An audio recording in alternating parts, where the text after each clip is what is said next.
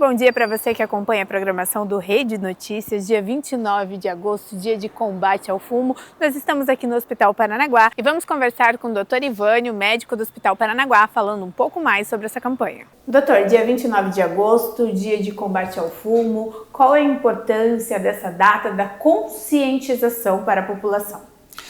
Então, assim, o tabagismo, ele é um hábito extremamente deletério para a vida das pessoas. Nós já sabemos disso já há alguns anos.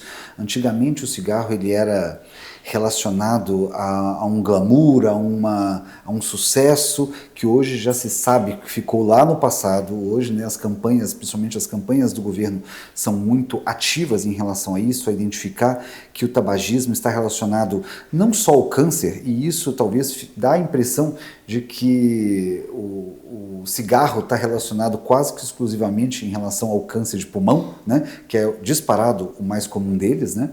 Mas a verdade é que o tabagismo, ele tem uma quantidade o cigarro tem uma quantidade de carcinógenos gigantesco.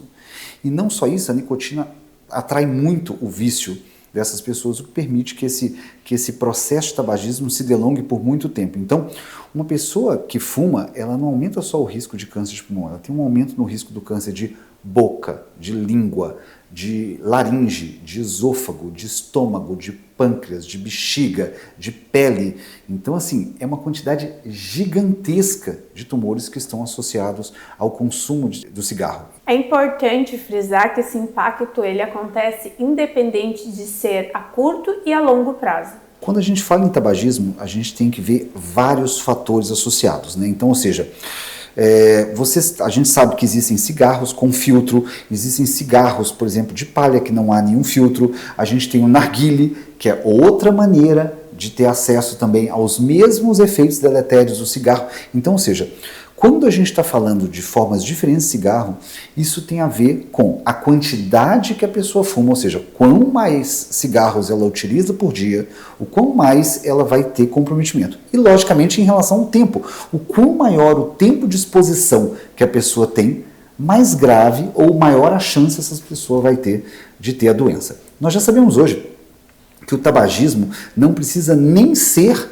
direto, né? Nem precisa ser primário. Nós já sabemos hoje que a pessoa que convive com a pessoa tabagista já aumenta o risco, né, de problemas relacionados ao cigarro. Então, isso já está mais que estabelecido e a gente, por isso e por causa desse conhecimento, é que hoje é proibido se fumar em lugares públicos, né, ou seja, por causa dessa situação.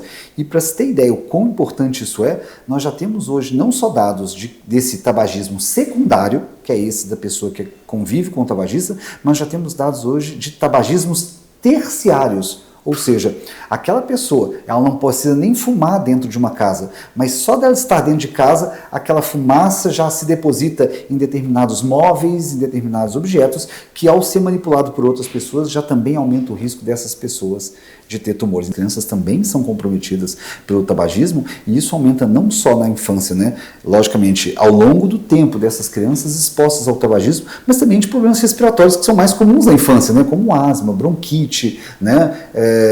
Alergias respiratórias, alergia cutânea. Então, o tabagismo é responsável também por algumas doenças, né, infantis em crianças que só convivem com tabagistas. As principais doenças associadas ao tabagismo, além dos tumores que a gente acabou de descrever agora, né, ela tem relação com diversas outras doenças. Então, a pessoa que fuma tem mais risco de infarto, tem mais risco de trombose, tem mais risco de aborto, tem mais risco de problemas logicamente respiratórios não oncológicos, como por exemplo, né, asma, bronquite, enfisema pulmonar, né? Então, ou seja, são os mais comuns. Tem maior risco de impotência sexual, tá? Então, ou seja, são vários os problemas que estão relacionados ao cigarro e só a interrupção do cigarro melhoraria muito, não só essas questões relacionadas ao tabagismo, mas também todos esses problemas secundários adicionados ao consumo do cigarro.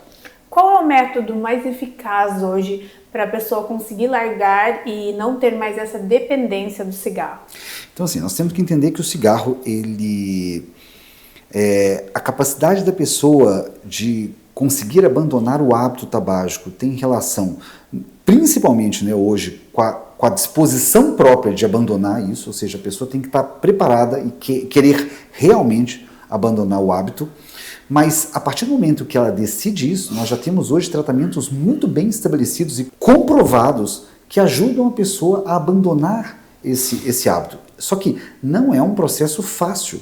Tá? Ou seja, essa pessoa, o quão mais tempo ela está viciada no medicamento, o quão mais difícil, logicamente, é largar também o hábito. Então, a gente tem que ser muito agressivo para tentar fazer isso, logicamente, nos primeiros anos ou nos primeiros meses em que a pessoa começa a fumar, ou seja, onde a gente tem mais sucesso em relação a isso, mas logicamente a qualquer época a interrupção do tabagismo é mais do que necessária. Nós já temos dados hoje, inclusive, mostrando que um paciente que desenvolve o câncer e continua fumando tem menos resposta ao tratamento. Doutora Ivanes, eu agradeço a entrevista e deixo o espaço aberto para suas considerações finais, falando do Dia do Combate ao Fumo. É indispensável que as pessoas, né, se conscientizem desse risco e desse perigo e o quão ruim é adquirir uma doença como essa, e a partir dessa conscientização a gente possa trabalhar o abandono desse hábito, reduzindo a incidência de tumores. Dia 29 de agosto, dia de campanha ao combate ao fumo, ao tabagismo. Conversamos com o Dr. Ivânios, Daniele Braz para o Rede Notícias. Rede Notícias.